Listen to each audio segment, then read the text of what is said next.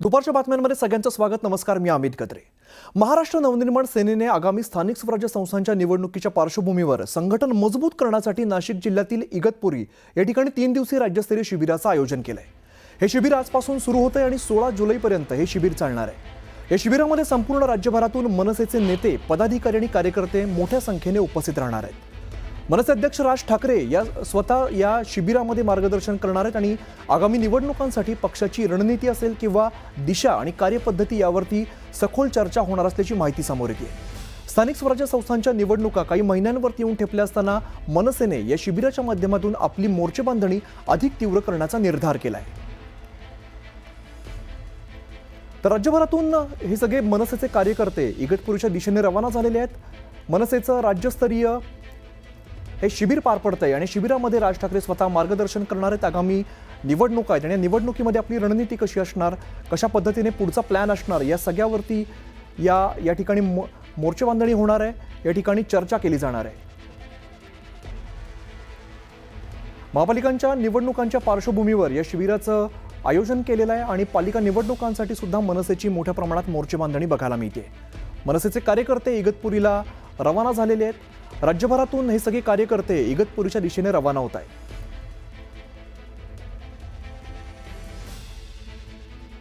मनसेची मोर्चे बांधणी या ठिकाणी आपल्याला बघायला मिळणार आहे.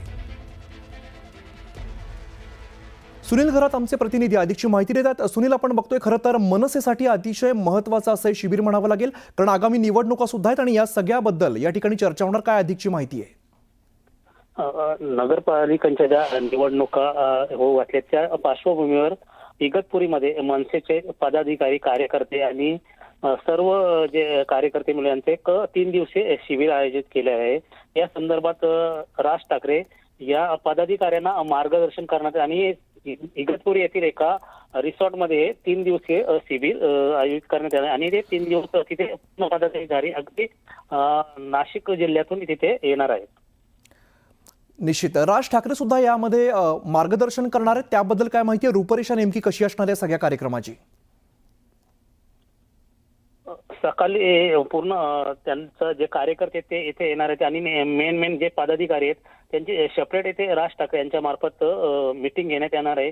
त्यानुसार जे निवडणुकीच्या पार्श्वभूमीवर कशी निवडणुका लढवायची या संदर्भात पूर्ण येथील जे कार्यकर्ते आणि जे काही पदाधिकारी आहेत त्यांच्या संदर्भात ते मार्गदर्शन करणार आहेत.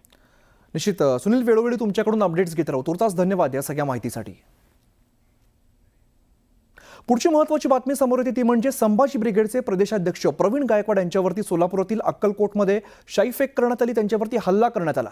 हा हल्ला शिवधर्म फाउंडेशनचा संस्थापक अध्यक्ष दीपक काटे आणि त्यांच्या सहकाऱ्यांनी केलेला होता. पोलिसांनी दीपक काटे विरोधात गुन्हा दाखल केलेला आहे, मात्र अटक करण्यात आलेली नाहीये. दीपक काटेसाठी बावनकुळे मुख्यमंत्री कार्यालयातून पोलिसांना फोन येत असल्याचा आरोप प्रवीण गायकवाड यांनी केलाय. तर माझ्या हत्येचा प्रयत्न करण्यात आला तरी अदखलपात्र गुन्हा दाखल करण्यात आलेला आहे, त्यामुळे सरकारकडून कारवाईची अपेक्षा नाही अशी टीका त्यांनी केली आहे.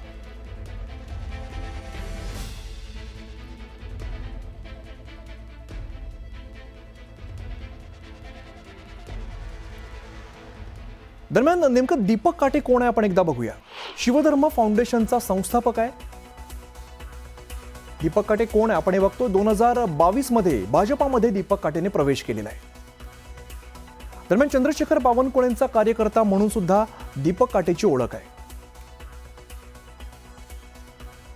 बावनकुळेंच्या उपस्थितीत इंदापूर तालुक्यामध्ये भाजपाच्या 52 शाखांचं उद्घाटन करण्यात आलेलं आहे.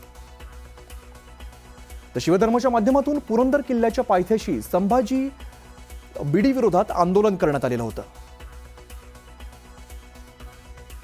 आणि याच आंदोलनानंतर खरं तर संभाजी बिडी हे नाव बदलण्यात आलं. खासदार उदयनराजेंबद्दल आक्षेपार्ह वक्तव्य केल्याप्रकरणी उद्योजक अशोक जिंदालला काळं फासण्यात आलेलं होतं. दरम्यान दूध दराच्या प्रश्नावर सुद्धा मंत्रालयाबाहेर आंदोलन करण्यात आलंय. संभाजी ब्रिगेड नावाला शिवधर्म फाउंडेशनचा विरोध आहे आणि छत्रपती संभाजी महाराजांचा एकेरी उल्लेख होत असल्यामुळे नाव बदलण्याची मागणी सुद्धा करण्यात आलेली आहे. पुण्याहून हैदराबादला जाताना पिस्तूल आणि 28 जिवंत काडतुसं सापडल्यामुळे अटक करण्यात आली आहे.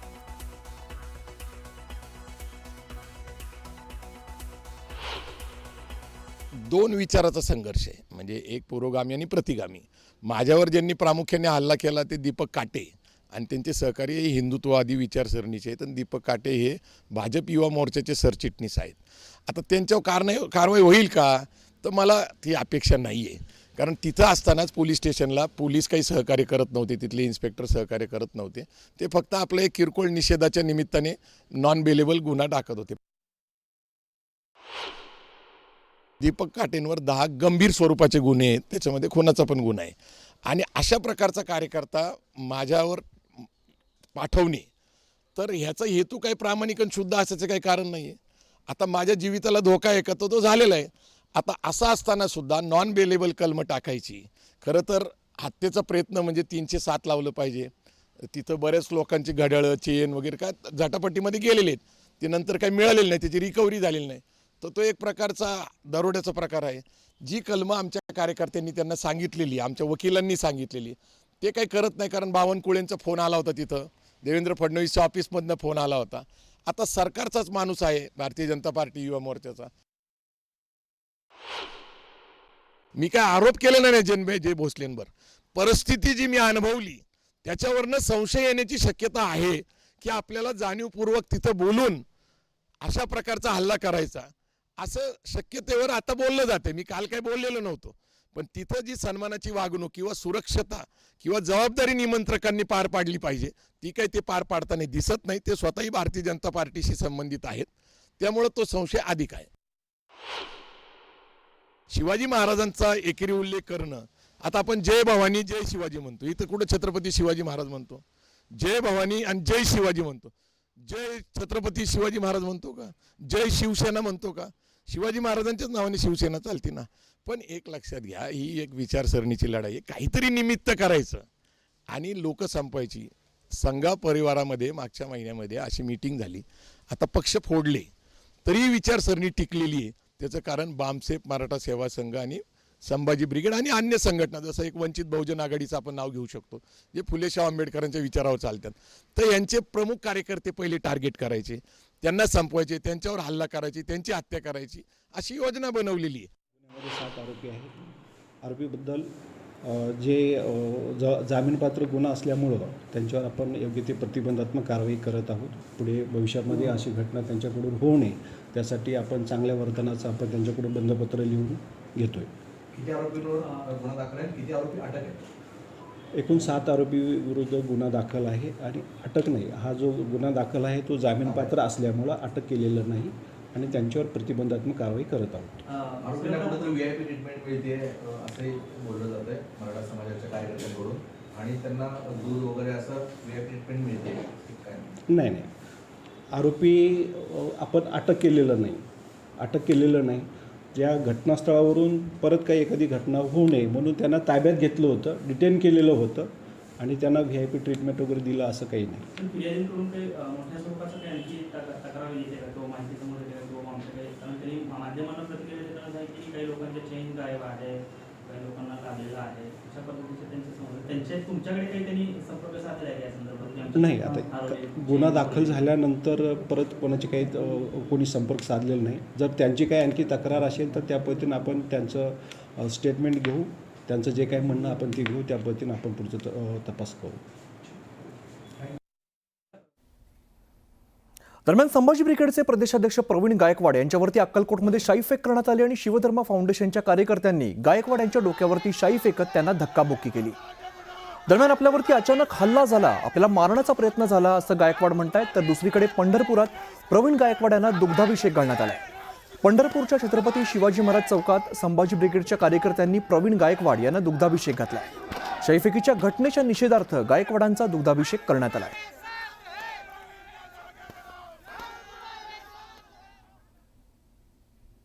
इकडे धाराशिवमध्ये मराठा समाज आक्रमक झालेला आहे. प्रवीण गायकवाड यांच्यावरील शाई हल्ल्याचा निषेध नोंदवलेला आहे. कार्यकर्ते जिल्हाधिकाऱ्यांच्या दालनात घुसलेले आहेत.